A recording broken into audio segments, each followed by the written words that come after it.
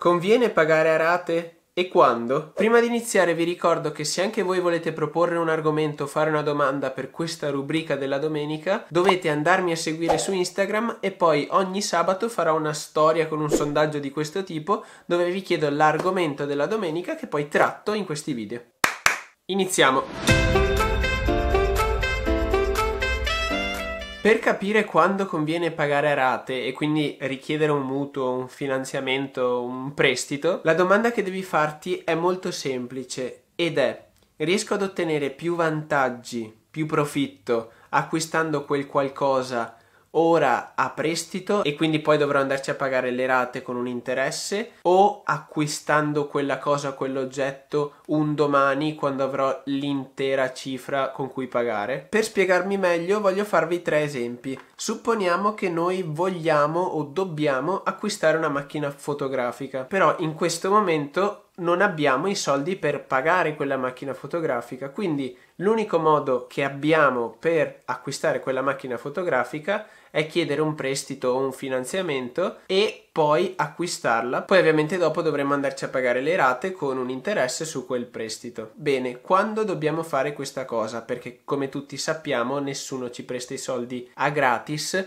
e quindi quando noi andremo a pagare con le rate sopra dovremo pagare un piccolo interesse che sono dei soldi in più. Supponiamo che ne so, la nostra macchina costa 1000 euro e abbiamo un interesse del 2%, vuol dire che al posto di pagare semplicemente 1000 euro pagheremo 1020 euro. Quindi stiamo pagando la nostra macchinetta fotografica un po' di più, però tramite questo prestito riusciamo ad averla prima. Quando questa cosa è conveniente e quando questa cosa non è conveniente? Questa cosa è conveniente quando noi riusciamo a trarne un vantaggio, trarne un profitto. Se per ipotesi questa macchina fotografica mi serve per lavorare e io tramite questo prestito riesco ad usare la macchina fotografica 6 mesi prima, ho 6 mesi in più per poi poter lavorare e quindi produrre qualcosa e quindi trarne realmente vantaggio e profitto. Mentre se la macchina non mi servisse per lavorare ma mi servisse per piacere personale, gioia, divertimento, dovrei quantificare quel piacere personale, quella gioia. Quel piacere personale di avere 6 mesi prima questa macchina fotografica vale almeno 20 euro, che sono gli interessi, i soldi in più che pago questa macchina fotografica,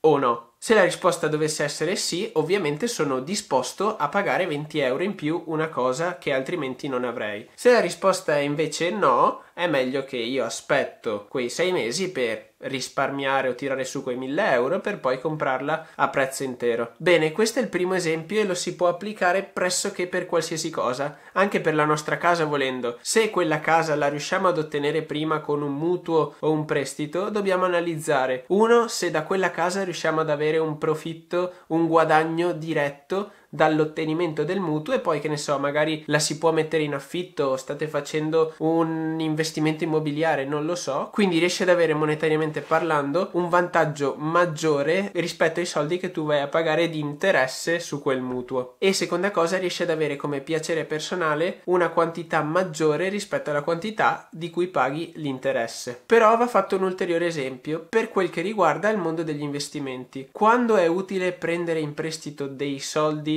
per investirli in qualche altro nostro progetto? E qui la risposta l'abbiamo già data, ma va specificata, e io uso la mia amica lavagnetta. Supponiamo che noi prendiamo in prestito 10.000 euro e vogliamo investire questi 10.000 euro. Questi 10.000 euro hanno un tasso di interesse del 3%. La considerazione da fare è molto semplice: se noi con questi 10.000 euro riusciamo ad avere un rendimento migliore del 3%, allora ci conviene chiedere in prestito quei soldi. Un esempio banale è che ne so, noi siamo dei bravissimi investitori nel mondo azionario, siamo dei bravi trader e con questi 10.000 euro presi in prestito riusciamo ad avere un profitto mediamente del 7%. Se questo nostro profitto è del 7%, ci conviene prendere in prestito questi soldi perché sorpassiamo i soldi con i quali dovremmo andare a pagare questo prestito. Quindi lo possiamo accettare. Se invece ci chiedessero, che ne so, il 10% di interessi, ovviamente noi che riusciamo ad ottenere soltanto il 7 e paghiamo il 10, non ha molto senso, non conviene prendere in prestito questi soldi se l'interesse è così alto tanto rispetto a ciò che noi otteniamo. Detto ciò, se il video è stato interessante ed utile, vi invito a lasciare un mi piace perché potrebbe aiutarmi veramente tanto. Iscrivetevi al mio canale se non volete perdervi nessun altro video e noi ci vediamo alla prossima avventura.